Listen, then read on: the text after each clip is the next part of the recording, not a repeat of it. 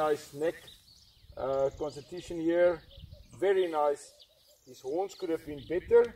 His head, he has a fantastic head. Try die kop asseblief, soos ek mooi vra.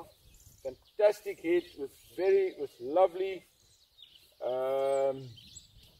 development here, muscular development.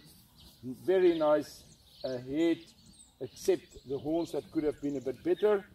And then the biggest positive of the animal is its length, depth and width. It's very wide, very deep and very long. His hindquarters is good, very strong legs, very good hindquarters.